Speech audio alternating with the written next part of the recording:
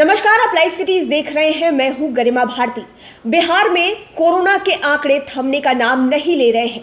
सरकारी आंकड़ों के अनुसार बिहार में कोरोना पॉजिटिव मरीजों के ठीक होने की संख्या में लगातार वृद्धि देखी जा रही है। रिकवरी दर जो है वो बेहतर होता दिखाई दे रहा है, लेकिन पटना हाईकोर्ट बिहार सरकार के रवैये से इन दिनों खफा है और नाराजगी का कारण कोरोना ही है। कोरोना को लेकर पटना हाईकोर्ट ने लगातार चौथी बार बिहार सरकार को जवाब तलब किया है और सरकार की ओर से कोई भी जवाब नहीं दिया गया है, जिसको लेकर पटना हाईकोर्ट ने नाराजगी जताई है बिहार सरकार से।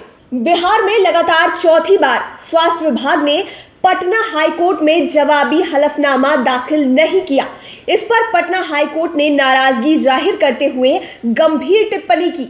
मंगलवार को मुख्य न्यायाधीश न्यायमूर्ति संजय करोल तथा न्यायमूर्ति एस कुमार की खंडपीठ ने कोरोना को लेकर दायर आधे दर्जन मामले पर सुनवाई की। कोर्ट ने सरकार के रवैये पर खेद जताया और कहा कि कोरोना मरीजों की स्थिति कितनी भयावह है, इससे निजी तौर पर वे वाकिफ हैं। उन्होंने यह भी कहा कि कोर्ट के एक स्टाफ को कोरोना हुआ और उसके इलाज में लापरवाही से यह बात समझ में आ गई कि बिहार में कोरोना के इलाज की स्थिति ठीक नहीं है। अधिवक्ता दीनू कुमार और रितिका रानी ने कोर्ट को बताया कि सरकार आरटीपीसीआर जांच के बारे में बताना ही नहीं चाहती है। उनका कहना था कि सरकार प्रतिदिन 11,500 जांच का दावा कर रही है, जबकि सच्चाई कुछ और है। प्रतिदिन 4,000 से भी कम जांच हो रहे हैं। उनका कहना था कि सरकार के पास आरटीपीसीआर जांच के लिए 9 लैब हैं और यहाँ जांच कुछ गिने चुने लोगों तक सीमित है। कोरोना वार्ड में सीसीटीवी कैमरा तक नहीं लगा सके हैं।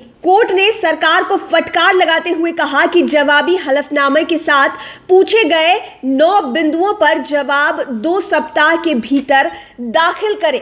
आपको बता दें कि बिहार में फिलहाल कोरोना की स्थिति क्या है। बिहार में मंगलवार को 1667 नए कोरोना संक्रमितों की पहचान के साथ ही राज्य में कोरोना संक्रमितों की संख्या बढ़कर 1,50,694 हो गई। राज्य के 3 जिलों पटना, अररिया और पूर्णिया में 100 से अधिक संक्रमितों की पहचान की गई। पटना में सबसे ज्यादा 212, अररिया में 120 और पूर्णिया में 129 नए संक्रमितों की पहचान हुई।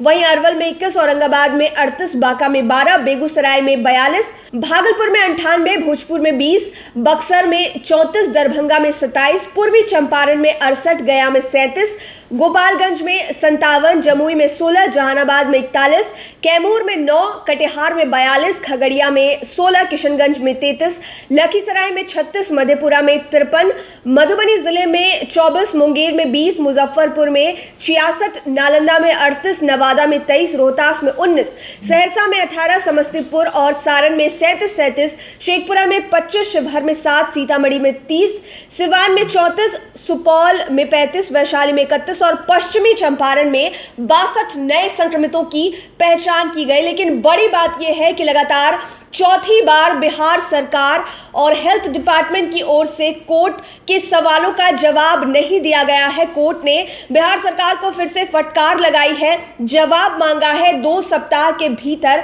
कि कोरोना की स्थिति वाकई में क्या है वो उन्हें अंदरूनी तौर से पता है। इलाज को लेकर स्थिति ठीक नहीं है, ऐसा खुद कोर्ट कह रही है। 2 सप्ताह का समय बिहार सरकार और स्वास्थ्य विभाग को दिया गया है। कोर्ट ने जिन 9 बिंदुओं पर सवाल किया है उनका जवाब उन्हें 2 सप्ताह के भीतर देना होगा। ये बताना होगा कि आखिरकार बिहार में कोरोना को लेकर स्थिति वाकई में क्या है, इलाज की प्रक्रिया किस तरह से चल रही है और लोग किस तरह से संक्रमित हो रहे हैं और ठीक होने वाले हैं। पूरा जायजा जो है वो बिहार सरकार और हेल्थ डिपार्टमेंट को पटना हाईकोर्ट को सौंपना होगा। देखने वाली बात यह होगी कि 2 सप्ताह के भीतर जब बिहार सरकार इन तमाम रिपोर्ट्स को सौंपती है तो कोर्ट की तरफ से क्या कुछ फैसला निकल कर आता है। लाइव सिटीज के साथ आप बने रहें, तमाम अपडेट्स हम आप तक पहुंचा रहे हैं। हमारे चैनल को सब्सक्राइब करें और लेटेस्ट अपडेट्स के लिए फेसबुक पेज को जरूर लाइक करें। धन्यवाद।